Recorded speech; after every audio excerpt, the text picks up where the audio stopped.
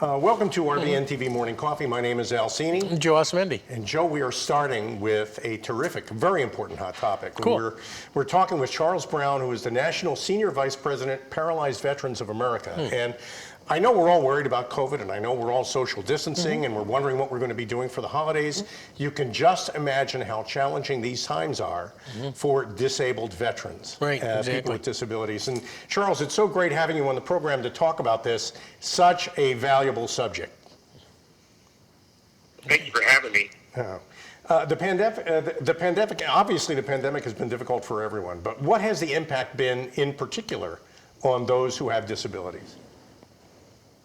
Well, a little background on myself. I am a paralyzed Marine Corps veteran. I do use a wheelchair for my daily living, and I am a quadriplegic, which means that I do require the assistance of outside caregivers to come and help me. So with my disability, I'm at a higher risk because of other things that have happened because of my injury. I've got reduced lung capacity and those kind of things.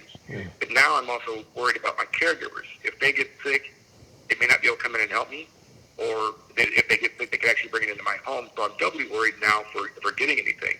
And it becomes even more stressful for us. It raises my anxiety. It can raise my depression. And if those that have PTSD, it actually exacerbates that and makes it even worse too. I've got it. You represent so many people who need everybody's help. Right. And you know, I have one other question, and that is the holiday season during a pandemic is difficult enough. What's it like for you? Well, you hit it right on the head. The holidays are stressful for everybody. But now when you come back to myself being paralyzed and being in quarantine for 8.5 to 9 months, now I already know that I'm not likely to see my family or friends during this holiday season. It's going to leave me more isolated. It feels that way. Some of my friends and fellow members of Paralyzed Veterans of America have said that they're starting to lose hope. That they're not seeing that this possibility is going to be better.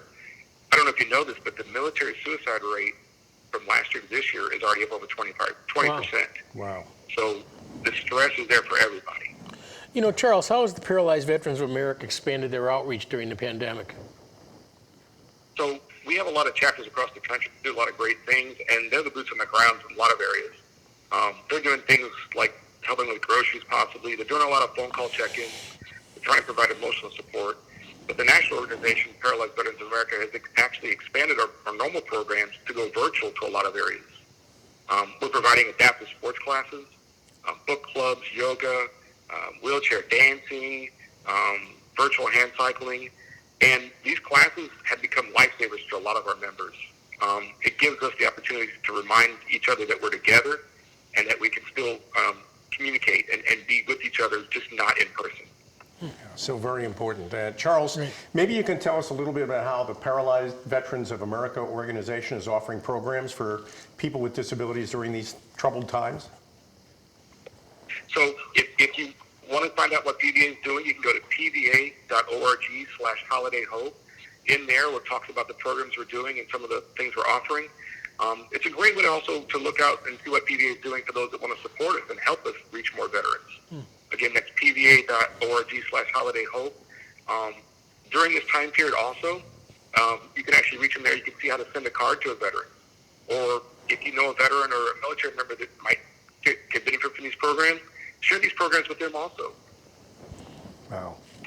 You know, how can our audience get involved more? This is such an important subject. To help out, definitely. This is the biggest way right now. If you can reach out to that program, the pva.org/holidayhope, it's a great way to reach to us.